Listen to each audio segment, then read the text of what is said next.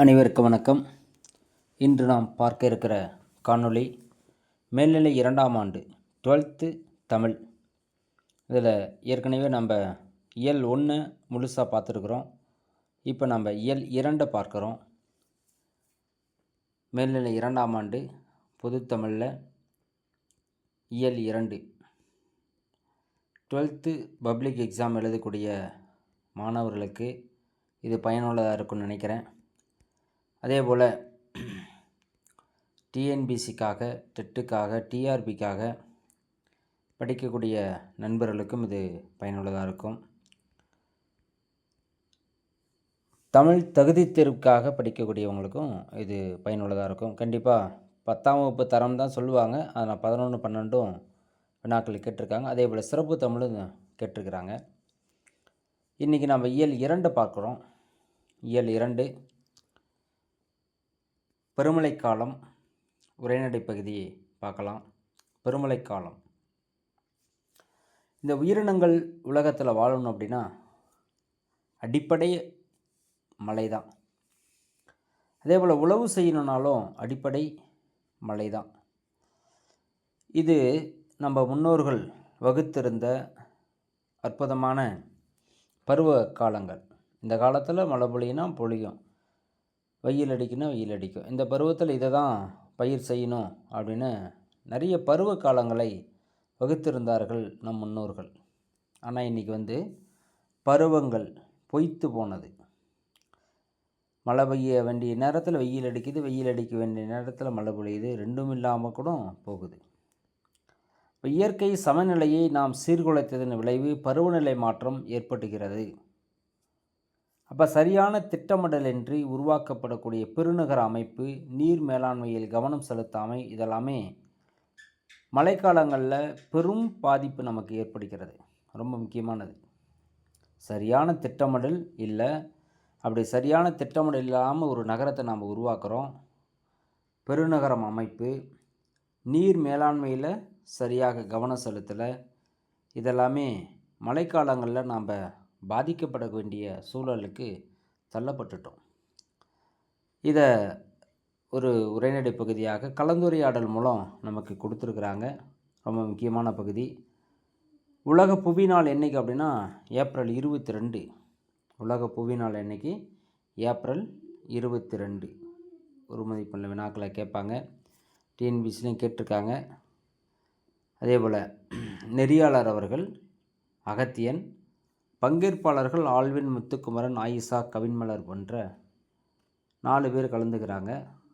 நெறியாளரிடம் ஒவ்வொரு வினாக்க கேட்டுகிட்டே வராங்க. இந்த காணொலியை முழுசாக பாருங்கள், பாதியில் விட்டுறாதீங்க. அப்போ தான் முழு தகவல்கள் தெரிய முடியும். ஒவ்வொரு காணொலியிலையும் முக்கியமான தகவல்கள் கண்டிப்பாக இருக்கும். ஏதாவது ஒரு செய்தி இருக்கும். நம்ம படிச்சிருப்போம், படிக்காமல் விட்டுருப்போம். ஒவ்வொரு விஷயமும் புதுசாக இருக்கும்.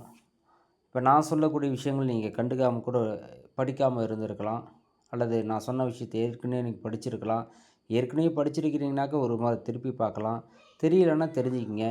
அப்போ ஒவ்வொரு விஷயத்துலையும் ஏதாவது ஒன்று இருக்குது.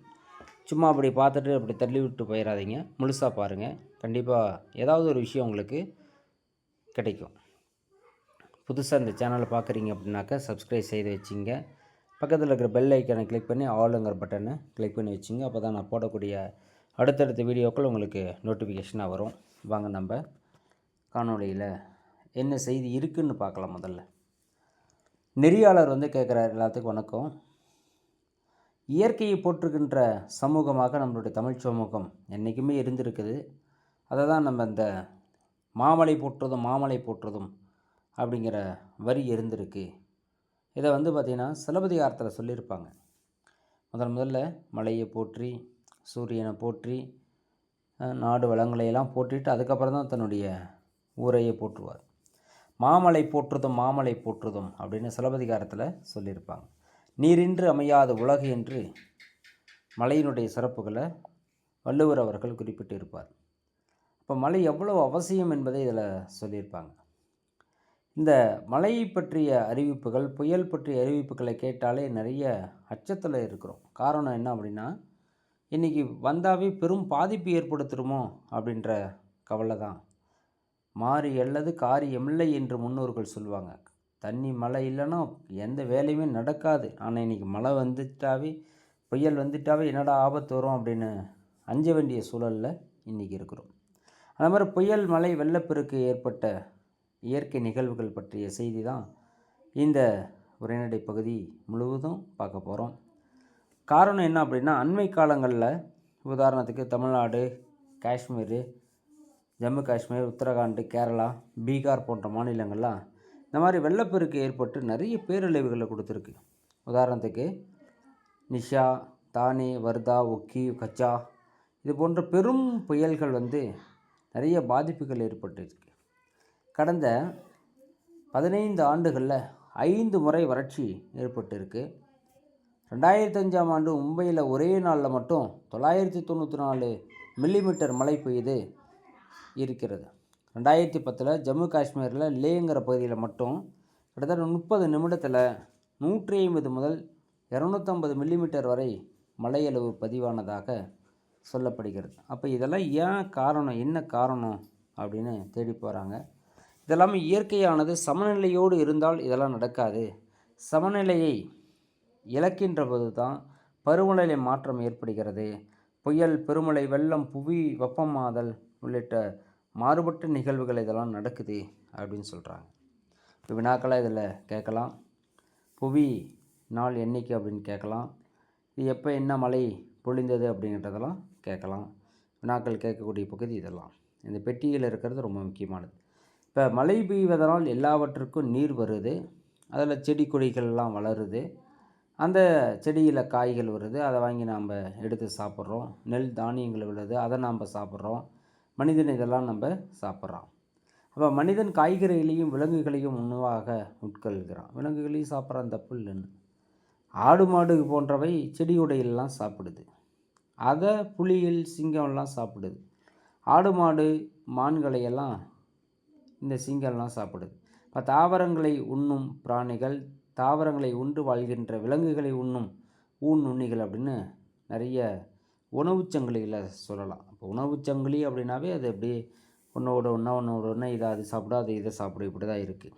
இதை நீங்கள் தெரிஞ்சுக்கிறதுக்காக தான் சொல்லியிருக்காங்க. அப்போ புவி வெப்பமடைவது இயற்கையாகவே வருதா அல்லது மனிதன் செயல்பாடுகளில் வருதா அப்படிங்கிற பெரிய விவாதம் அறிவியலாளர்களிடையே இருக்குது. அதை இந்த முத்துக்குமரன் அவர்கள் அழகாக சொல்கிறார். அதாவது மனிதன் தன் பேராசை காரணமாக இயற்கை வளங்களை கடுமையாக சேதப்படுத்துகிறான். அப்படி சேதப்படுத்தியதன் விளைவு தான் இன்றைக்கி நம்ம சந்திச்சிட்ருக்கிறோம். இங்கிலாந்தை சேர்ந்த அறிவியல் கருத்தாளர் டேவிட் கிங் என்பவர் புவி வெப்பமடைதல் மனிதன் உருவாக்கி கொண்ட சிக்கலே என்று திட்டவட்டமாக கூறுகிறார். இந்த கூற்றை கொடுத்துட்டு இது யார் சொன்னாங்க அப்படின்னு கேட்கலாம். மனிதன் உருவாக்கி கொண்ட சிக்கல் தான் இந்த நிலை. இதை யார் சொல்கிறா அப்படின்னா, இங்கிலாந்து நாட்டை சேர்ந்த டேவிட் கிங் என்பவர் சொல்கிறார். புவி வெப்பமடைதல் எவ்வளோ பெரிய ஆபத்தை உண்டு பண்ணுது அப்படிங்கிறதுக்கு இந்த சான்றே சிறப்பு.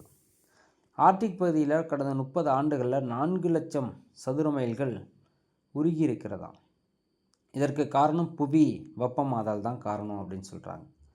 அதே போல் புவி வெப்பமயமாதலுக்கும் தட்பநிலை மாற்றத்திற்கும் ஏதாவது தொடர்பு இருக்கா அப்படின்னு நெறியாளர் கேட்குறாரு. அது கவிமலர் சொல்கிறாங்க. ஆமாம் இருக்குது, நிறைய இருக்குது. Carbon dioxide, methane, nitrous oxide, ozone, நீர்வாயு இதெல்லாமே பசுமை குடில் வாயுக்கள் அப்படின்னு சொல்கிறாங்க.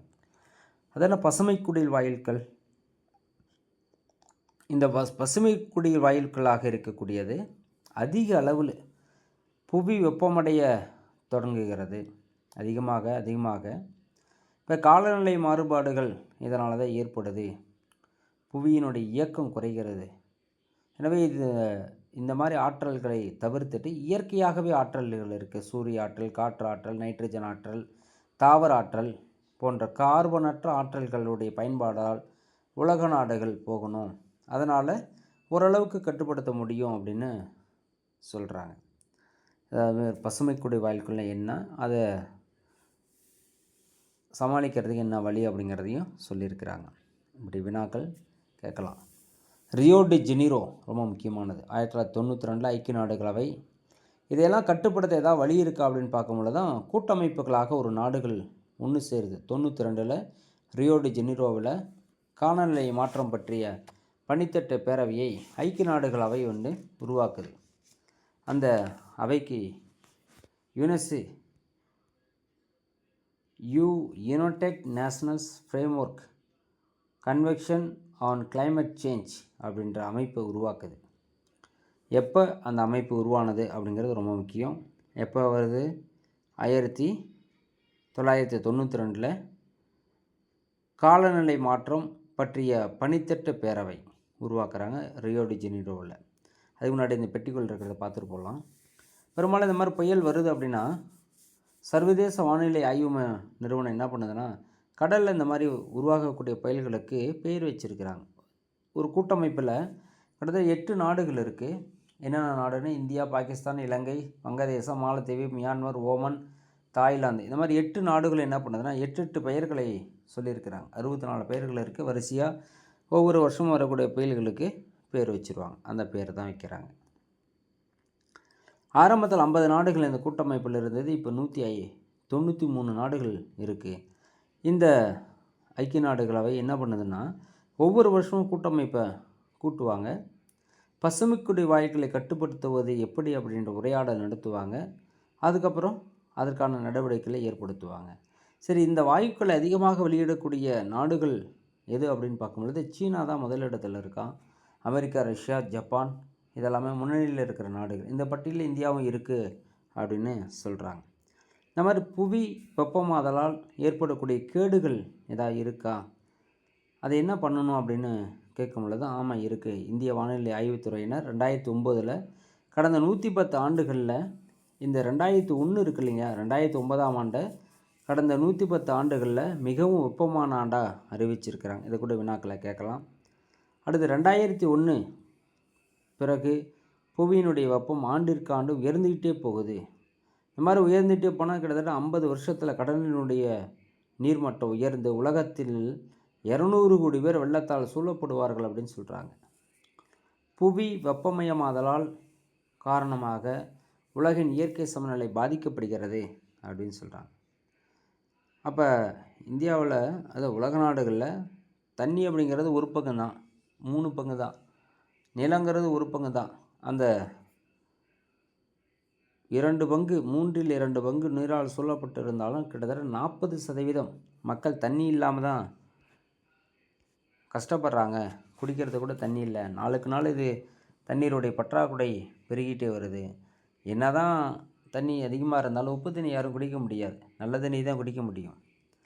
இந்த இயற்கை சமநிலை குலைந்து வருவதற்கு இதுதான் காரணம். மழை வந்தால் தான் மழை தண்ணி தான் நம்ம குடிக்க முடியும், நல்ல தண்ணியை. இந்த மனித சமூகத்திற்கு இயற்கை வளங்களை பாதுகாக்கிற பொறுப்பு இருக்குது. அந்த பொறுப்பை உணரணும் அப்படின்னு சொல்கிறார். சின்ன சின்னதாக மழைத்துளிகள் தான் நம்மளுடைய வாழ்க்கையில் பேர் இன்பத்தை கொடுக்கும். ஆனால் அளவுக்கு அதிகமான மழை பொழிஞ்சால் அது அச்சத்தை தான் கொடுக்கும். அடுத்து பார்த்திங்கன்னா இன்றைக்கி இயல்பாகவே ஏரி குளங்களெல்லாம் பார்த்திங்கன்னா இருக்குது. தண்ணி வந்தால் அதை தாங்கி வைக்கிற சக்தியெல்லாம் இருந்துச்சு ஒரு காலத்தில். ஆனால் இன்றைக்கி குளம், குட்டை, ஏரி, ஆறு, வடிகால்கள், வெள்ளச் சமவெளிகள் இந்த மாதிரி நிலைகள்லாம் நிறைய இருந்ததை இன்றைக்கெல்லாம் அழிச்சிட்டோம். அதை நீர்நிலைகள்லாம் குடியிருப்புகளாக மாற்றிட்டாங்க. தொழிற்சாலைகள், கல்வி நிறுவனங்கள் இதெல்லாம் கொண்டு வந்துட்டாங்க. அப்போ தண்ணி மழை வந்தால் எங்கே போய் தேங்கும்? குடியிருக்கிற இடத்துல தான் போய் தேங்கும். இப்போ நெகிழி மற்றும் திடக்கழிவுகளை கொட்டி கொட்டி நீர்வழி பாதையே நம்ம தடுத்துட்டோம். நெகிழிகள் பூமிக்குள்ளே போகும் பொழுது தண்ணி போயிட்டுருக்கிற அந்த நீரோட்டத்தையே என்ன பண்ணிட்டாங்க? ஸ்டாப் பண்ணிட்டாங்க. அதேமாதிரி இந்த திடக்கழிவுகள்லாம் கொட்டி அதை நீர்வழி பாதையை தடுத்துட்டான். அப்போ இதன் விளைவாகத்தான் வெள்ளப்பெருக்கும் ஏற்படுகிறது, உயிர் உடைமை இழப்புகள் ஏற்படுகிறது. பெருமழை காலங்களில் நகரங்கள் வெள்ளத்தில் மிதப்பதற்கு இது ஒரு காரணம் என்று சொல்கிறாங்க. அடுத்த வெள்ளச்சமவெளி இன்றைக்கெல்லாம் இருக்கா அப்படின்னு பார்க்குறாங்க. உபரிநீர் கால்வாய்களும் வெள்ளச்சமவெளிகளும் வெள்ளப்பெருக்கை கட்டுப்படுத்த முடியுமா? அதற்கான ஆற்றல் இருக்கான்னா கண்டிப்பாக இருக்குது. தமிழ்நாட்டில் மழைக்காலங்களில் பெரும் நீரை சேமித்து வைக்கக்கூடிய மேலாண்மை அமைப்புகள்லாம் ஒரு காலத்தில் இருந்து தானாகவே இயற்கையாகவே இருந்தது. வெள்ளச்சமவெளி என்பது ஆற்றின் நீரோட்ட வழியில் இயற்கையாக உருவாக்கிய காப்பரன் என்று சொல்லலாம். இதை கூட ஒருமதிப்பெண்ணில் கேட்டிருக்கிறாங்க ஏற்கனவே. வெள்ளச்சமவெளி, அதாவது நீரோட்ட வழியில் இயற்கை உருவாக்கிய காப்பரனாக இருப்பது எது அப்படின்னா வெள்ளச்சமவெளி. அதில் வெள்ளச்சமவெளினா என்ன அப்படின்னா, தண்ணி கரை புரண்டு ஓடும் வெள்ள ஆற்றில் அதனுடைய அடித்து வரக்கூடிய நேரத்தில், தண்ணி வரக்கூடிய நேரத்தில் கரை புரண்டு வரக்கூடிய இடத்துல பொருள்கள்லாம் அடிச்சிட்டு வரும். அதெல்லாம் ஆற்றினுடைய ஓரங்கள்லாம் அங்கங்கே அப்படி படிஞ்சிரும். மரம் செடி கொடிகள் எல்லாமே அப்படி ஓரமாக நின்றும். இதுக்கு பேர் ஆற்றங்கரை படிவு அப்படின்னு சொல்லுவாங்க. இப்படி படியக்கூடிய பொருள்களெல்லாம் ஆற்றினுடைய வெள்ள சமவெளியில் அடர்த்தியான மணலால் சேராக உருவாகி அப்படியே நின்றுக்கும். அப்படி வரக்கூடிய மண், கல் அப்படி இப்படி அடுக்குகளாக, ஒவ்வொரு அடுக்குகளாக அப்படி படிவமாக இருக்கும். அந்த படிவம் தான் வெள்ளப்பெருக்கு காலங்களில் நீரை தண்ணி வருதுன்னா அந்த தண்ணி என்ன பண்ணோம், அப்படியே கொஞ்சம் கொஞ்சமாக பூமிக்குள்ளே அடைய ஆரம்பிக்கும். அப்படி நீரை உறிஞ்சுவதனால வெள்ளப்பெருக்கு ஏற்பட வாய்ப்பே கிடையாது. தண்ணி வந்தாக்க அப்படி உறிஞ்சி பூமிக்குள்ளே அனுப்பிச்சுட்ரும். இது வறட்சி காலங்களில் நீர்மட்டம் குறையாமல் இருக்க பாதுகாக்கும், மண்ணரிப்பை தடுக்கும். உபரி நீர் கால்வாய்களும் வெள்ள காலங்களில் உதவியாக இருக்கும். இந்த மாதிரி இயற்கையாக உருவாக்கிய இந்த வெள்ளச்சமவெளியை சொல்லலாம். அப்படி இன்றைக்கி நிறைய இருக்கா அப்படின்னா, ஆற்றில் பாறைகள் தரக்கூடிய அளவுக்கு மணல்களை அள்ளி வச்சிருக்கிறாங்களே.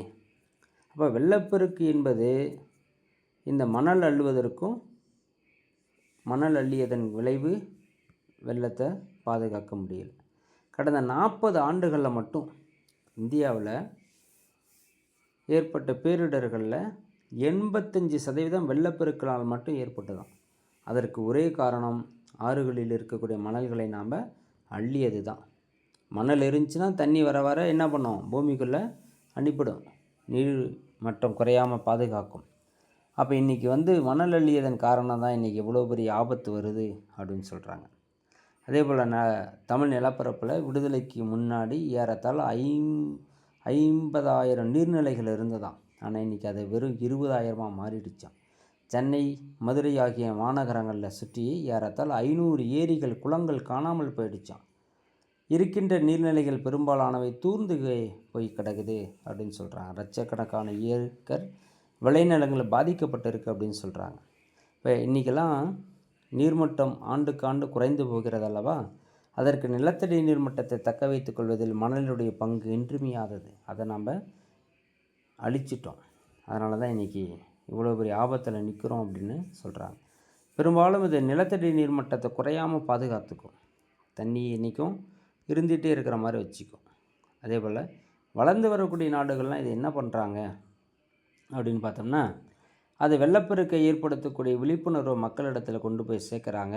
நீர்நிலைகளை முறையாக பராமரிக்கிறாங்க. அது பெரிய அளவுக்கு அவங்களுக்கு பொருள் இழப்பு ஏற்பட்டாலும் உயிரிழப்பு ஏற்படாமல் பாதுகாக்கிறாங்க. நம்ம நாட்டில் வெள்ளப்பெருக்கு காலங்களில் மட்டும்தான் அதை செய்கிறாங்க. அதுக்கப்புறம் வடிஞ்சதுக்கப்புறம் அவங்கவுங்க வேலையை பார்த்துட்டு அவங்கவுங்க போயிடுவாங்க. அதுக்கப்புறம் வெள்ளப்பெருக்கு வந்தால் மறுபடியும் ஓடி வருவாங்க. சரி, இதுக்கெல்லாம் ஒரு கூட்டமைப்பு இருக்கா அப்படின்னா, தேசிய பேரிடர் காலங்களில் இந்த மாதிரி அமைப்பே இருக்குது. நடுவண் அரசு 2005 டிசம்பர் 23 தேசிய பேரிடர் மேலாண்மை ஆணையம் ஒன்று அமைச்சிருக்கிறாங்க. இது எப்பெல்லாம் செயல்படும்னா, புயல், வெள்ளம், நிலநடுக்கம், வறட்சி, சுனாமி, நிலச்சரிவு, தீ விபத்து, சூறாவளி, பனிப்புயல், வேதி விபத்துகள் முதலான பேரிடர் காலங்களில் இதை பயன்படுத்துகிறாங்க. தேசிய பேரிடர் மேலாண்மை ஆணையம்னு வினா ஒன்று இருக்குது. இந்த மாதிரி வினாக்கள் வரக்கூடிய பகுதி தான் இப்போ நான் சொல்லிட்டு வர்றது எல்லாமே முக்கியமான செய்தி தான். காது கொடுத்து அப்படியே கேட்டிங்கன்னா அதுலேருந்து கேட்கக்கூடிய 1 மதிப்பெண், 2 மதிப்பெண், 4 மதிப்பெண்ணை நீங்கள் எழுதிடலாம். இந்த மாதிரி தேசிய பேரிடர் மேலாண்மை ஆணையம் பல்வேறு அமைப்புகளோடு ஒருங்கிணைத்து செயலாற்ற இந்த ஆணையம் உதவுகிறது. உள்ளூரில் இருக்கக்கூடிய எல்லா ஊர்களையும் பார்த்திங்கன்னா ஒவ்வொரு தன்னார்வ தொண்டு நிறுவனங்கள் இருக்கும், அவங்களோடு சேர்ந்து செயல்படுவாங்க. தீயணைப்புத்துறை இருக்குது, காவல்துறை இருக்குது, இந்த மாதிரி சமூக அமைப்புகள்லாம் நிறைய இருக்குது. அவங்களோடு சேர்ந்துக்கிட்டு மாவட்டம், ஊராட்சி, மாநிலம், சிற்றூராட்சி அப்படின்னு பல்வேறு வகையான பேரிடர் காலங்களில் இந்த மாதிரி குழுக்களாக பிரிந்து செயலாற்ற இந்த தேசிய பேரிடர் மேலாண்மை ஆணையம் உதவியாக இருக்கும். தற்காத்து கொள்ள ஏதாவது பேரிடர் காலங்களில் ஏதாவது முன்னெச்சரிக்கையாக செய்யணுமா அப்படின்னா கண்டிப்பாக செய்யணும். என்ன பண்ணணும், பேரிடர் காலங்களில் புதிய கட்டுமானங்களை தேர்ந்தெடுக்கணும். வெள்ள நீரை பாதுகாக்கிற மாதிரி நீர்வழி பாதைகளை உருவாக்கணும், வரைபடம் கொண்டு செயல்படணும், எப்படி என்ன பண்ணணும், என்ன செய்யணும் அப்படின்னு. சமூக காடுகள் வளர்க்கணும், அது ரொம்ப ரொம்ப முக்கியமானது. இது இந்த மாதிரி சமூக காடுகளை வளர்க்கக்கூடிய திட்டங்களை உருவாக்கணும், சமூக இயக்கமாக அதை மாற்றணும். கடற்கரை ஓரங்களில் சதுப்பு நில காடுகளை வளர்க்கணும், முன்னெச்சரிக்கை. இதுவும் ஒரு வினா இருக்குது. முன்னெச்சரிக்கையை என்ன பண்ணணும் அப்படிங்கிறத சொல்லியிருக்காங்க. தேசிய பேரிடர் வந்துட்டால் மட்டும் அதை செய்யக்கூடாது, எல்லா காலங்களிலும் அதை சிந்தித்து செயல்படணும். பெரும்பாலும் பேரிடர் காலங்களில் பதற்றம் அடையக்கூடாது. வானிலை ஆராய்ச்சி சொல்லக்கூடிய செய்தியை கேட்கணும். புயல் வெள்ளம் அப்படின்னா அதுக்குண்டான முன்னெச்சரிக்கையை தயவுசெய்து அந்த தகவல்களின் அடிப்படையில் மக்கள் செயல்படணும். வதந்திகளை முதல்ல நம்பக்கூடாது, நம்மளும் பரப்பக்கூடாது. அரசு, தீயணைப்புத்துறை, காவல்துறை, தன்னார்வ தொண்டு நிறுவனங்கள் அவங்களோட தொடர்புலேயே இருக்கணும். ஏதாவது ஆபத்துனா உடனே அவங்கள்ட்ட கூப்பிடணும். மருத்துவ குழுக்கள் அவங்களோட ஆபத்தில் ஏதாவது உடனே அவங்கள கூப்பிட்டு பயன்படுத்தணும். அவங்களிடம் தகவல் தெரிவிக்கணும். மருத்துவ உதவி வேணும்னா அவங்ககிட்ட கேட்கணும். இந்த மாதிரிலாம் நம்ம செயல்படுத்தணும். அண்மை காலங்களில் இந்த மாதிரி சென்னையில் நடந்தது. தன்னார்வ தொண்டு நிறுவனங்கள், தனி மனிதர்கள் எல்லாரும் சேர்ந்து செயல்பட்டாங்க, உணவு கொடுத்தாங்க, மருத்துவ வசதிகள் செய்தாங்க. இதெல்லாமே நம்ம பண்ணலாம். அப்போ இயற்கையை நம்ம பாதுகாத்தோம்னாவே இதெல்லாம் பண்ண தேவையில்லை. இயற்கையை சீர்குலைத்தின் விளைவு இவ்வளவும் நம்ம செய்ய வேண்டியதாக இருக்குது. குஜராத்தில் உள்ள ஆனந்த் வேளாண்மை பல்கலைக்கழகம் அவங்களுடைய விஞ்ஞானிகள்லாம் மழையை குறிக்கக்கூடிய, இப்போ மழை வருது அப்படிங்கிறதான் அதுக்கு அறிகுறிகள் இருக்குது.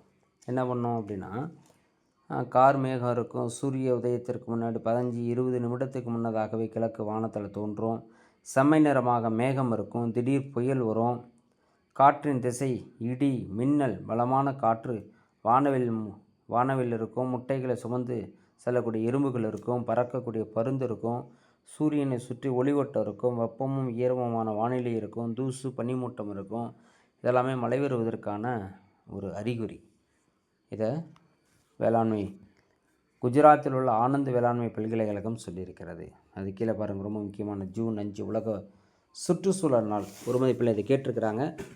உலக சுற்றுச்சூழல் நாள் என்றைக்கு அப்படின்னு, அது ஜூன் 5, ரொம்ப முக்கியமானது. அடுத்தது பார்த்திங்கனாக்க பிறகுரு நாள் கூட ஐயப்ப மாதவன் அவர்கள் இயற்றியது. 2 இயல் பார்க்கணும் அப்படின்னா கொஞ்சம் நீளமான காணொலியாக தான் போகும், இருந்தாலும் பார்த்துடலாமா? கொஞ்சம் அப்படி மேலோட்டமாக பார்த்துருவோம். தேர்வுக்குண்டான பகுதி மட்டும் பார்த்துருவோம். பிறகுரு நாள் கோடை ஐயப்ப மாதவன் அவர்கள் எழுதிய சிறப்பான ஒரு கவிதை. ஐயப்ப மாதவன் கவிதைகள் அப்படின்ற தொகுப்பிலிருந்து இது இடம்பெற்றிருக்கிறது. சிவகங்கை மாவட்டம் நாட்டரசன் கோட்டையில் பிறந்தவர் ஐயப்ப மாதவன். இதய எழுத்துறை, திரைத்துறை சார்ந்து இயங்கக்கூடியவர். இன்று என்பது அவருடைய குறும்படம். ரொம்ப முக்கியமான ஒரு வினா, ஏற்கனவே கேட்டுக்கிறாங்க இந்த வினாவை. இன்று என்பது கவிதை குறும்படம் ஐயப்ப மாதவனுடைய. மலைக்கு பிறகு மலை, நான் என்பது வேறொருவன், நீர்வெளி, இதெல்லாம் அவருடைய கவிதை தொகுப்பு. ரொம்ப முக்கியமான கவிதை தொகுப்பு இது. பிறகுரு நாள் கோடை, ஒரு காலத்தில் மழை வருது, மழை வந்த உடனே மறுபடியும் வெயில் அடிக்குது, வெயில் அடித்தோன்னே மழை, இந்த மாதிரி செய்திகளை தான் சொல்லியிருப்பான். மாறுபட்ட இரண்டும் இணைகின்ற பொழுது புது அழகு தோன்றுகிறது. அப்போ என்ன நடக்குது அப்படிங்கிறது தான் இந்த பாட்டு. மழைக்காலத்தில் சூரியனின் திடீர் பயம், மழை வந்துகிட்டே இருக்குது, அந்த நேரத்தில் சூரியன் வராரு. அப்படி வரக்கூடிய நேரத்தில் நனைந்து போயிருந்த சுவர்களெல்லாம் மறுபடியும் காய்ந்து போகிறது. வெளிச்சமெல்லாம் திடீர்னு அடிக்குது. நகரம் பட்டை தீட்டப்பட்ட வெள்ளை வைரம் போல் ஜொலிக்குது. நீர்நிலைகள் உதடுகள் குவித்து உறிஞ்சுகிறது ஒளிக்கதிர்கள். நகரமெல்லாம் சுத்தமாக இருக்குது. அதே போல் தண்ணியை மறுபடியும் சூரியன் உறிந்து கொள்கிறது. சுவரெங்கும் நீர்ச்சுவடுகள் அந்த ஒளிக்கதிர் பட்ட உடனே அது அழிந்து போகிறது. அழிந்த மாயத்தில் வருத்தம் துவைக்கிறது. இப்போ தான் மழை வந்துச்சு, அதுக்குள்ளே சூரியன் மறுபடியும் எல்லாம் காஞ்சி போச்சு அப்படின்னு வருத்தமாக இருக்குது. மீதமான சொட்டுகளை ஈரமான மரங்கள், வெயில் கண்ட பறவைகள் உற்சாகம் பீரிட சங்கீதம் இசைக்கிறது. மறுபடியும் மீதமாக இருந்த அந்த 1-2 சொட்டுகளெல்லாம் கீழே விழுகிறது. அந்த மழை வந்த நினைவு மறந்து போய் இப்போ மறுபடியும் வெயில் வந்ததுனால பறவைகளெல்லாம் அங்கங்கே இருந்ததெல்லாம் அப்படியே சங்கீதம் இசைத்து பறந்து ஓடுகிறது. மழை கனவிலிருந்து விடுபெறுகிறது இந்த ஊர். இப்போ தான் மழை வந்துச்சு, அதை மறுபடியும் வெயில் அடித்ததுனால மழையினுடைய கனவுகளிலிருந்து மறுபடியும் மீண்டு வருகிறார்கள் மக்கள். மறுபடியும் எப்படா மழை பொழியும் அப்படின்னு செங்குத்தா இறங்கிய மலைத்துளை இதயத்தினுள் வெளியே விட்டு கொண்டிருக்கிறேன். என் கையேந்தி வாங்கிய துளிகள் நரம்புகளுக்குள் வீணை மீட்டி கொண்டு இருக்கிறது. 2 மதிப்பில் இந்த வினா கேட்டிருக்கிறாங்க. அப்படியே மழை வந்த நேரத்தில் கையில் அந்த துளிகளை வைத்து கொண்டு இருந்த மகிழ்ச்சியான தருணங்களை நினைத்து பார்க்க மறுபடியும் எப்படா மழை பொழியும் அப்படின்ற நிலையாக இருக்கிறது. போன மழை திரும்ப வரும் என்று மேகங்கள் விரித்து கொண்டு அலைகிறேன். பிறகு ஒரு நாள் கோடை வந்து விட்டது. மறுபடியும் கோடை வந்துருச்சு, எப்படா மழை பொழியும் அப்படின்னு நினைத்திருப்பதாக இந்த பாட்டு அமைந்திருக்கிறது. அடுத்து பார்த்தீங்கன்னா நெடுநாள் வாடை ரொம்ப முக்கியமானது. 10 பாட்டு நூல்களில் ஒன்று நெடுநாள் வாடை. நக்கீரர் அவர்கள் பாடியிருப்பாங்க. பாண்டிய நெடுஞ்சிலையினை பாட்டுடைய தலைவனாக கொண்டு மதுரை கணக்காயனார் மகன் நக்கீரர் அவர்கள் பாடப்பட்ட அற்புதமான பாட்டு நெடுநாள் வாடை. 10 பாட்டு நூல்களில் ஒன்று 188 அடிகளை கொண்டது. 2ஆக பிரிச்சிருப்பாங்க. தலைவனை பிரிந்த தலைவிக்கு துன்ப மிகுதியாக இருப்பதனால் நெடுவாடை, போர் பாசறையில் இருக்கக்கூடிய தலைவனுக்கு வெற்றி பெற ஏதுவாக இருப்பதனால் இது நல்ல வாடை அப்படின்னு 2ஆக பிரிச்சிருப்பாங்க. நெடுநல் வாடை. ஐப்பசி அடைமலை, கார்த்திகை கனமழை இது சொல்லவடையாக இருக்கிறது. இதுவும் வினாக்களாக கேட்கப்பட்ட ஒரு பகுதி தான். ஐப்பசி கார்த்திகை மாதங்களாக கூதிர் பருவம் அப்படின்னு சொல்லுவாங்க. கூதிர் அப்படின்னா குளிர்கால பருவங்கள். இந்த பருவங்களில் ஒரு இடத்துலேருந்து இன்னொரு இடத்திற்கு இந்த விலங்குகள் போகுது. இந்த ஆடு மாடுகள்லாம் மேய்ச்சல் கூட்டிகிட்டு போகிறாங்க. அப்படி போகும் பொழுது என்ன நடக்குது அப்படிங்கிறத அந்த பகுதியினுடைய சிறப்பு. பாட்டுக்குள்ளே போகலாம். வையம் பனிப்ப வளநேர்பு வளை பொய்யா வானம் புதுப்பையில் பொழிந்தன. வையம் பனிப்ப இந்த உலகமே குளிரக்கூடிய நிலையில் வள நேர்வு அப்படின்னா வலப்பக்கமாக அந்த மலையை சூழ்ந்திருக்கின்ற பொய்யா வானம், பொய்யாத வானம், அது கண்டிப்பாக பொய்க்காத வானம், மழை பொழியும் அப்படின்ற நிலையில் புதுப்பையில் பொழிந்தன. புதுமையான மலையை அது பொழிகிறது. ஆறுகளை முனை கொடுங்கோல் கோவலர். அந்த வெள்ளம், ஆறுகளை என்பது வெள்ளம், அவருடைய மழை வருது, அப்படி வெள்ளப்பெருக்கு போல் தண்ணி அதிகமாகுது. முனை கொடுங்கோல் கோவலர். அந்த ஆடு மாடுகளை எல்லாம் மேய்க்கக்கூடிய மக்கள் அங்கே இருக்கக்கூடிய பகுதியை விட்டுட்டு வேறு இடத்திற்கு போகிறாங்க. வளைந்த கோள்களை உடைய ஆயர்கள், அவங்கள தான் அந்த கொடுங்கோல் கோவலர் அப்படின்னு சொல்கிறாங்க. ஆயர்குடி மக்கள் தான் அங்கே காடுகளில் ஆடு மாடுகள் மேய்ப்பாங்க. அவங்கள தான் ஆயர்குடி மக்கள் அப்படின்னு சொல்லுவாங்க. அப்படிப்பட்ட அந்த தாழ்வான இடம், தண்ணி அதிகமாக தேங்கக்கூடிய இடத்தை விட்டுட்டு வேறொரு வெள்ளப்பெருக்கு ஏற்படாத இடத்துக்கு ஆடு மாடுகள்லாம் கூட்டிகிட்டு போகிறாங்க.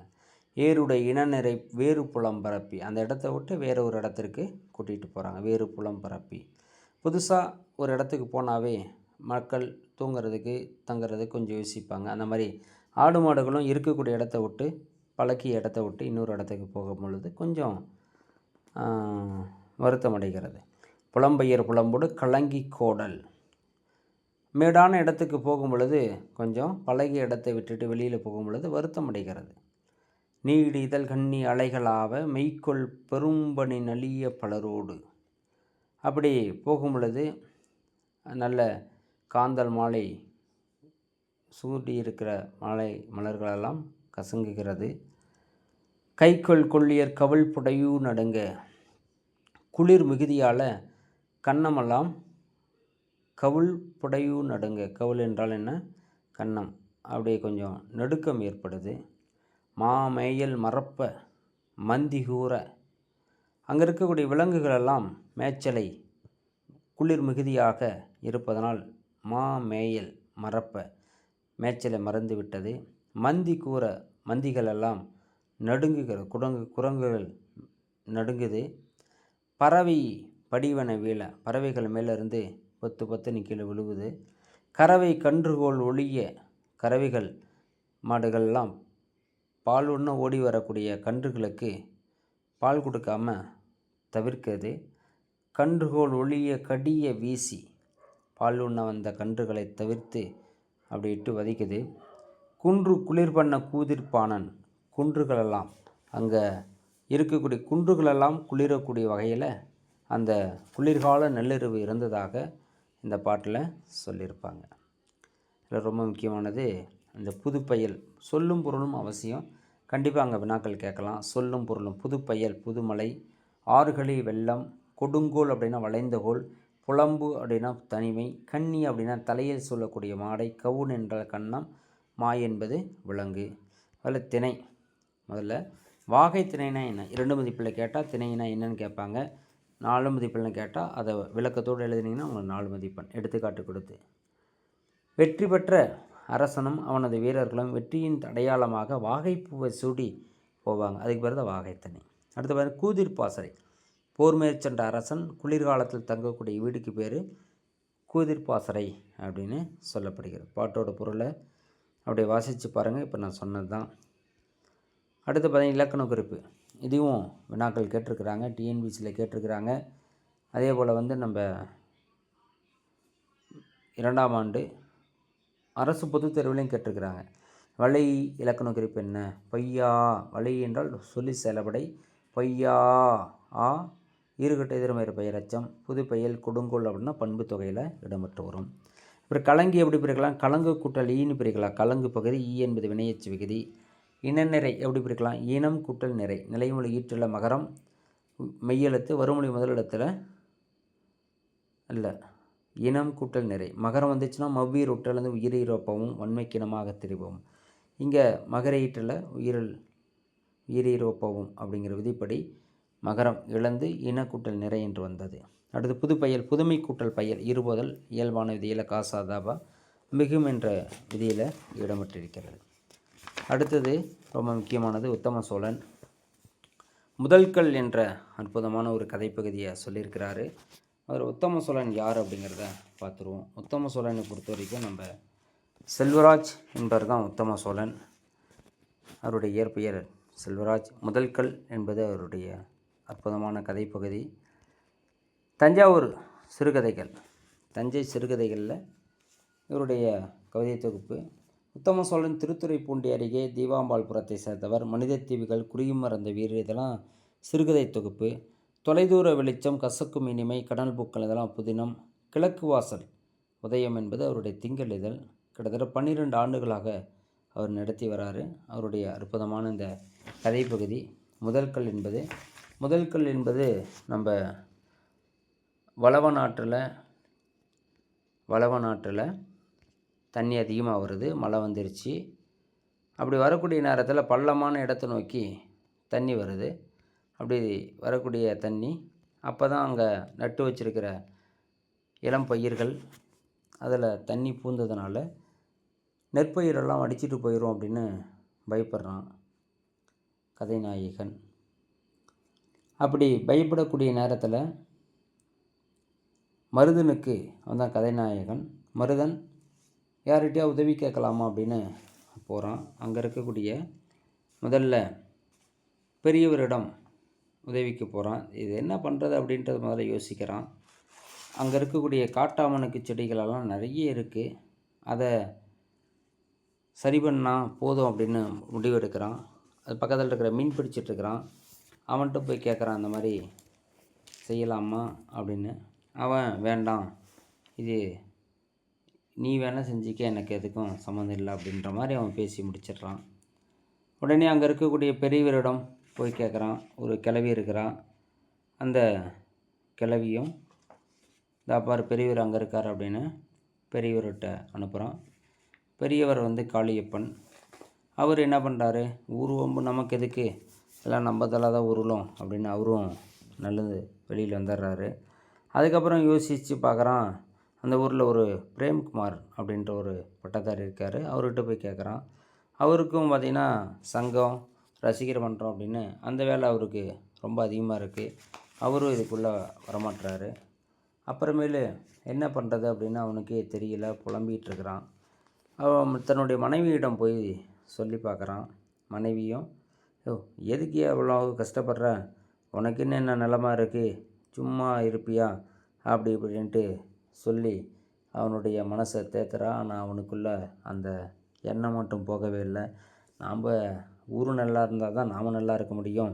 ஊரில் பயிரெல்லாம் இப்படி முழுகிற ஸ்டேஜில் இருக்கும்போது நாம் மட்டும் எப்படி இருக்க முடியும் அப்படின்னு நிறையா மனசுக்குள்ளே போட்டு குழப்பிட்டு அவன் பாட்டில் போய் படுத்து தூங்குறான். அவன் சாப்பாடு கொடுக்குறான். சுடுகஞ்சி எல்லாம் சாப்பிட்டு முடிச்சு தூங்கி காலையில் எந்திரிச்சு பார்க்குறா, அவனை காணோம். அவன் எங்கே போயிருப்பான்னு அவளுக்கே தெரிஞ்சிருக்கு. நேராக வடிவேக்கால் போகிறான். அவன் பாட்டில் ஒவ்வொரு செடியாக அவனே அறுத்து போட ஆரம்பிச்சிட்டான். அதை பார்த்துட்டு இவளும் அந்த செடிகளெல்லாம் ஒன்று ஒன்றா அறுக்க ஆரம்பிச்சிட்டான். இதை பார்த்துட்டு அங்கே மீன் பிடிச்சிட்ருக்கிற மாரிமுத்து அவனும் ஓடி வந்துட்டான். அதை பார்த்துட்டு அந்த பெரியவர் அவன்கிட்ட சொன்னதுனால என்னவோ தன்னுடைய பேத்திக்கு சடங்குக்கு போயிட்டு இருந்தார் வண்டி கட்டிக்கிட்டு. அவரும் அங்கே வந்துட்டார். அதை பார்த்துட்டு அந்த வண்டிக்காரன் அங்கே ஊரில் மக்களிடம் போய் சொல்கிறான். ஊர் மக்களும் எல்லாரும் அதுக்கப்புறம் ஓடி வந்து அந்த வேலையை செய்து முடிக்கிறாங்க. முதல் கல்லாக இந்த புரதன் இருந்து செயல்படுகிறான். தன்னுடைய ஊருக்காக இதை செய்யணும் அப்படின்ற எண்ணம் அவனுக்குள்ளே வருது. இதுதான் அந்த கதையில் சொல்லியிருப்பாங்க. அடுத்த பகுதி பார்த்திங்கன்னா 4 வகை பொருத்தங்கள் இலக்கண பகுதி. 4 வகை பொருத்தங்கள் அப்படின்னு சொல்லும் பொழுது திணை, பால், எண், இடம் ஒரு மொழியினுடைய அடிப்படையான பண்புகள். திணை, பால், எண், இடம் இதுதான் மொழியினுடைய அடிப்படையான பண்புகள். இதுதான் சொற்றொடர் அமைப்பை விளக்கி கொள்வதற்கும் பயன்படுத்துவதற்கும் உதவக்கூடியது. தமிழ் மொழியில் பெயர் சொற்களும் வினைச்சொற்களும் திணை, பால், எண் ஆகியவற்றை உணர்த்துகிறது. எழுவாய் உள்ள தொடர்களில் அதன் வினைமுற்று எழுவாயுடன் திணை, பால், எண், இடம் ஆகிய 4 வகை பொருத்தங்கள் உடையதாக அமைகிறது. பெரும்பாலான தொடர்களில் எழுவாயை வைத்துக்கொண்டு வினைமுற்றினுடைய திணை, பால், எண் ஆகியவற்றை சொல்லிவிடலாம். எழுவாய் மட்டும் இருந்தால் போதும். இது முருகன் நூலகம் சென்றால் இதில் முருகன் என்பவன் எழுவாய், அதை வச்சுட்டு சொல்லிடலாமா? திணை என்னது? உயர்தனை அக்ரணியா? உயர்தனை தான். பால் சொல்லிடலாம், முருகன் என்பது ஆண்பால் தான். எண் சொல்லலாம், முருகன் என்பது ஒருமை தான். இது தான் இங்கே சொல்கிறாங்க. அப்போ அடிப்படையானது எது அப்படின்னா திணை, பால், எண், இடம் தான். அடுத்து திணை பாகுபாடு. திணையினுடைய பாகுபாடை பற்றி நம்ம தொல்காப்பிய உயர்தனை என்மனார் மக்கள் சுட்டே அக்ரணி என்மனார் அவரளப்பறவே. அப்போ உயர்தனையாக இருப்பது மக்கள், மீதியெல்லாம் அக்ரணி அப்படிங்கிறத அதில் சொல்லியிருப்பார். அதில் அங்கே நடப்பது யார், அங்கே நடப்பது எது, யாருன்னு கேட்டால் உயர்தனை, எதுன்னு கேட்டால் என்னது? அக்ரணி தான். வேறு என்ன செய்தி? அடுத்து பார்த்திங்கன்னா இதை பொதுத் தேர்விலே கேட்டிருக்கிறாங்க. குழந்தை கதிரவன். இதுபோல் இருதனைக்கும் பொதுவான பெயர்கள் இருக்கிறது. குழந்தை சிரித்தான், சிரித்தது. கதிரவன் உதித்தான், உதித்தது. இது ரெண்டுமே பாருங்கள் 2 திணைக்கும் பொதுவானதாக இருக்கிறது. அடுத்து பால் பாகுபாடு. பால் பற்றி நமக்கு தெரியும். பால் பொறுத்த வரைக்கும் தமிழில் பால் பாகுபாடு என்பது இலக்கண அடிப்படையிலே இருக்கிறது. தன்மை, முன்னிலை, இடத்தை தவிர தமிழில் உள்ள பெயர்கள் படர்க்கை இடத்தில் வரக்கூடியதாக இருக்கும். ஆண், ஆள், ஆர், அது, அன் இதெல்லாமே சொல்லலாம். இதில் பார்த்தீங்கன்னாக்க மாணவர் வந்தனர் என்பது பன்மை, ஆசிரியர் வந்தார் என்பது ஒருமை. வந்தார் அப்படின்னா மரியாதை நிமித்தமாக சொல்கிறாங்க, அதனால் அது ஒருமையில் இடம்பெற்றிருக்கிறது. அதே போல் அவர் வந்தார் என்பது ஒருமை, அவர்கள் வந்தார்கள் என்பது பன்மை. அதே போல் தங்கமணி பாடினான், தங்கமணி பாடினாள். இதில் இரு பால் காட்டக்கூடிய 2 பேத்துக்கும் ஒன்று தான்.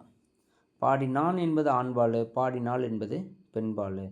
இப்போ ஆம்பளைக்கும் அதே பேர் வைக்கிறாங்க, பொம்பளைக்கும் அதே பேர் வைக்கிறாங்க. அதே போல் ஆண், பெண், தங்கை, தம்பி, அப்பா, அம்மா இதெல்லாமே சொல்லலாம். அக்ரணியில் எழுவாய் ஆண் பெண் பகுப்பு முறை இருந்தாலும் வினைமுற்றில் அவற்றை வேறுபடுத்தக்கூடிய பால்காட்டும் விதிகள் கிடையாது அப்படின்னு சொல்கிறாங்க. ஒருமைப்பன்மை அடிப்பிலேயே ஒன்றன்பால் பலவின்பால் அப்படின்னு வருது. உதாரணத்துக்கு காளை உழுதது, இது என்னது? ஆண்பால். பசு பால் தரும், இது பெண்பால். இப்போ காளை ஆண்பாலாகவும் பசு பெண்பாலாகவும் இருக்கிறது. ஆனால் வினைமுற்று பால் பாகுபாட்டுக்குரிய விகுதியை பெறாமல் ஒன்றன்பால் விகுதி பெற்று முடிந்து வந்திருக்கிறது அப்படின்னு சொல்கிறாங்க. தற்காலத்தில் இது அக்ரணியை எழுவாய் மாற்றம் அடைந்துள்ளது. மாற்றினத்தில் பெண்பாலை குறிக்கக்கூடிய பசுமாடு எனவும் ஆண்பாலை குறிக்கிறது காலமாடு அப்படின்னு வந்திருக்கு. இப்போ நவீன காலத்தில் அது மாறி இருக்கலாம். அதே மாதிரி குரங்கு வகையில் பார்த்திங்கனாக்கா ஆண் குரங்கு, பெண் குரங்கு இந்த எழுவாய் பொதுப்பெயரோடு ஆண் பெண் என்ன சொல்லக்கூடிய பாகுபாடு இன்றைக்கி சேர்த்து விளங்குறாங்க அப்படின்னு சொல்கிறாங்க. எண் பாகுபாடு. அதே போல் ஒருமைப்பன்மை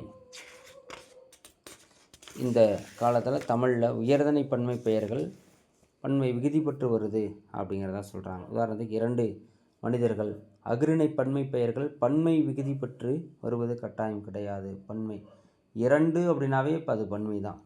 10 தேங்காய்கள், 10ன்னாவே அது என்னது? பன்மை தான். இவற்றை 10 தேங்காய்கள் என்று எழுதுவதில்லை. இக்காலத்தில் தமிழில் அஃறிணைப்பன்மை என ஒரு வினைமுற்றுகள் கிடையாதான். ஒருமைப்பன்மை வேறுபாடு இழுவாயிலேயே வந்திருக்கிறது. ஒரு மரம் வீழ்ந்தது, 10 மரம் வீழ்ந்தது. ஒரு மரம்னா ஒருமை, 10 மரம்னா பன்மை ஆகும். அதே போல் ஒவ்வொரு அப்படிங்கிற செய்தியை சொல்கிறாங்க. ஒவ்வொரு வீடுகளிலும் நூலகம் உள்ளது. இப்போ இந்த காலத்தில் பார்த்திங்கன்னா ஒருமைப்பன்மை பற்றிய குழப்பங்களில் ஒன்று ஒவ்வொரு என்னும் சொற்றொடை சொல்லலாம். இப்போ இந்த ஒவ்வொரு ஒருமை ரெண்டும் ஒன்று தான். ஒவ்வொருனாவே ஒருமையில் தான் சொல்கிறாங்க. ஒவ்வொரு வீடுகளிலும் நூலகம் உள்ளதுன்னா ஒவ்வொரு வீட்லேயும் இருக்குது அப்படின்னு அர்த்தம். ஒவ்வொரு வீட்டிலும் நூலகம் ரெண்டும் ஒன்று தான். அதில் என்ன மாற்றம்? ஒவ்வொரு பிள்ளைனா ஒவ்வொரு பிள்ளையும் தான். அப்போ ஒருமை தான் ஒவ்வொரு அப்படின்னு சொல்கிறாங்க. அதே போல் இடம் தன்மை பன்மை முன்னிலை படற்கை என மூவகையில் சொல்லலாம். பெயர் சொற்களில் இடப்பாகுபாடு வெளிப்படாது வருதும். அவன், அவள், அவர், அது இதெல்லாம் பதிலீடு பெயர்களாகும். பொறுத்துக்களை கேட்டிருக்கிறாங்க. ஒரு மதிப்பெண்லையும் கேட்டிருக்கிறாங்க. பதிலீடு பெயர்களாம். அதாவது பேசுபவன், முன்னிருந்து கேட்பவன், பேசப்படுபவன் அல்லது பேசப்படும் பொருள், இந்த மூன்றையும் தான் தன்மை முன்னிலை படற்கை என்று சொல்கிறாங்க. தன்மை முன்னிலை படற்கை. அதே போல் இதை நாம் முயற்சி செய்வோம் உளப்பாட்டு தன்மை பன்மை, நாங்கள் முயற்சி செய்வோம் உளப்படுத்தா தன்மை பன்மையாக இடம்பெற்றிருக்கிறது. அதாவது பேசுகிறவங்க முன்னிலையாரை தவிர்த்து நாம் முயற்சி செய்வோம். நாம் அப்படின்னா பேசுபவர் முன்னிலையாரை தவிர்த்து தன்மையை பன்மையை சொன்னால் அதுக்கு பேர் உளப்பாட்டு தன்மை பன்மை. முன்னிலையாரோடு சேர்த்தா என்னது? நாங்கள் உளப்படுத்தா தன்மை பன்மை ஆகும். நாங்கள் இது பொறுத்துக்களை கேட்டிருக்காங்க பின்னாடி இலக்கண வினாக்களில். தமிழில் திணைப்பாகுபாடு பொருட்குறிப்பின் அடிப்படையில் இடம்பெறும். அதே மாதிரி உயர்தனை என்மனார் மக்கள் சொட்டு அஃறிணை நம்ம தொல்காப்பியம். யார் அப்படிங்கிறது உயர்தனை, எது என்பது அஃறிணை. இதில் பாருங்க, அவன், அவள், அவர் இதெல்லாம் என்னது? பதிலீடு பெயர்கள். நாங்கள் முயற்சி செய்வோம். நாங்கள் அப்படின்னு சொல்லும் பொழுது உளப்படுத்தா தன்மை பன்மை. அடுத்தது நாம் முயற்சி செய்வோம் உளப்பாட்டு தன்மை பன்மை. நாங்கள், நாம் இதெல்லாம் என்னது? தன்மை பன்மை பெயர்களாகும். இதெல்லாம் ஒரு மதிப்பெண்ணில் கேட்டுக்கிறாங்க. அடுத்து பார்த்திங்கன்னா இந்த பொறுத்துக்கு ஒன்று அற்புதமான பொறுத்துக்க. குரங்குகள் என்ன பண்ணுச்சு அப்படின்னு சொன்னோம்னா, குரங்குகள் என்ன பண்ணுச்சு? குளிரால் நடுங்கி இருந்தது. விலங்குகள் மேய்ச்சலை மறந்தது. பறவைகள் மரத்திலிருந்து வீழ்ந்தது. பசுக்கள் கன்றுகளை தவிர்த்தது. நரம்புகளுக்கு வெண்ணெய் மீட்டி கொண்டிருப்பது மலைத்துளைகள். வெள்ளச்சமாவளி அழிய காரணம் மணல் அள்ளுவது. பொய்யா இருகட்டை திரும்புகிற பெயரச்சம். உலக நாடுகள் மாற்று ஆற்றலை நோக்கி சென்றால் மட்டுமே புவி வெப்பமயமாதலை கட்டுப்படுத்த முடியும் அப்படிங்கிற தொடர் என்னது? கார்பனற்ற ஆற்றல் பயன்பாடு தேவையாகிறது அப்படின்னு சொல்கிறாங்க. அடுத்து பார்த்திங்கன்னா நம்ம மயூரம் வேதநாயகம் பிள்ளையை பற்றி சொல்லும் பொழுது அவருடைய சிறப்பு இது முக்கியமான செய்தியில் பின்னாடி பெட்டியில் இருக்குது. இதை பாருங்கள். 1977 வங்காரி மத்தாய் அவர்கள் பசுமை வளாக இயக்கத்தை தோற்றுவிக்கிறாங்க. அவங்க பார்த்திங்கன்னா கென்யாவில் காடுகளெல்லாம் அழிக்கப்பட்டது. இவங்க என்ன பண்ணுறாங்கன்னா புதுசாக உருவாக்குறாங்க. பசுமை வளாக இயக்கம் அப்படிங்கிறத உருவாக்கி வங்காரி மத்தாய் அவர்கள் கிட்டத்தட்ட 30 ஆண்டுகளாக தொடர்ந்து போராட்டம் செய்து பல இயக்கங்கள் மூலமாக பெண்கள் தமது பகுதிகளுக்காக ஒரு மரத்தை நடணும் அப்படிங்கிறத உண்டு பண்ணி நிறைய நட்டுறாங்க. அவங்களுக்காக 2004 வங்காரி மத்தாய்க்கு நோபல் பரிசு கொடுக்குறாங்க. அவருடைய தன்னலமற்ற பணியை பாராட்டி. இதெல்லாம் ரொம்ப முக்கியமானது. வினாக்கள் இங்கிருந்து கேட்குறது வாய்ப்புகள் உண்டு. இந்த மையங்கொல்லி சொற்களில் கேட்டிருக்கிறாங்க. தலை தலை தலை, தலையில் தலைகளை வைத்து சுமந்து வந்தேன். அப்படி தலை தலை தலை ரொம்ப முக்கியமானது. தலையில் தலைனா உடல் உறுப்பு. கலை ஆடல் கலை. கலை என்பது களைத்து போகிறது. கலைங்கிறது மூங்கில். அதேமாதிரி கலை அலை கடல் அலைகளை சொல்லலாம். அலைக்கிறது சொல்லலாம். அலைனா பாம்பு. புற்று. கார்புலத்தில் நன்றாக விளைந்ததால் தானியங்களுடைய விலை குறையாமல் இருக்க ஏற்றுமதி நிறுவனத்தோடு ஒப்பந்தம் விளைந்து கொள்ளது. இதெல்லாம் முக்கியமான செய்தி. இந்த மையங்கொல்லி சொற்களில் சரியாக டிஎன்பிசியில் கேட்கும் பொழுது சரியானதை எழுதுக அப்படின்னு கேட்கலாம், பொருள் கேட்கலாம். பொதுத் தேர்வில் நேரடியாக தொடரமைச்சு எழுதுங்க அப்படின்னு கேட்கலாம். இந்த பாட்டு பாரதியாருடைய பாட்டு, வரிகள் கொடுத்துட்டு யார் சொன்னாங்க அப்படின்னு கேட்கலாம். வரிகள் பார்த்து வச்சிங்க. வெட்டி அடிக்குது மின்னல் கடல், வீரை திரை கொண்டு விண்ணை அடிக்குது, கொட்டி அடிக்குது மேகம் அப்படிங்கிற பாட்டு வரி ரொம்ப முக்கியமானது. அடுத்தது பார்த்திங்கன்னா பின்னாடி இந்த கலைச்சொல்லாக்கம் கொடுத்துருப்பாங்க. இது ரொம்ப முக்கியமான பகுதி. பிளைன், பிளாட்ஃபார்ம், நடைமேடை, ட்ரெயின் ட்ராக், இருப்பு பாதை, ரயில்வே சிக்னல், தொடர்வண்டி, வழிக்குறி, டிக்கெட் இன்ஸ்பெக்டர், பயணச்சீட்டு ஆய்வாளர், லெவல் கிராசிங், இருப்பு பாதை கடக்கும் இடம், மெட்ரோ ட்ரெயின், மாநகர தொடர்வண்டி. இது ரொம்ப முக்கியமானது பாருங்கள். 10 பாட்டு ஆராய்ச்சி யார் எழுதுனா? மாராசமணிக்கனார். இயற்கைக்கு திரும்பும் பாதை மசான புகோகா. சுற்றுச்சூழல் கல்வி பாரவி. கருப்பு மலர்கள் நான் காமராஜன். வானம் வசப்படும் பிரபஞ்சன். இது வரைக்கும் உங்களுக்கு 2வது இயல் முடிவு அடைஞ்சிருக்கு. கடைசி வரைக்கும் இந்த காணொலியை பார்த்தவங்களுக்கு ரொம்ப ரொம்ப நன்றி. இதில் ஏதாவது இடர்பாடுகள் இருக்குன்னா கமெண்ட்ஸில் சொல்லுங்கள், நான் பார்க்குறேன். அடுத்த 3வது இயலில் உங்களை நான் சந்திக்கிறேன். இந்த சேனல் புதுசாக இப்போ தான் பார்க்குறீங்கனாக்க சப்ஸ்கிரைப் செய்யுங்க. தேவையானது ஏதாவது வேணும் அப்படின்னா கமெண்ட்ஸில் சொல்லுங்கள். நன்றி, சந்திக்கலாம்.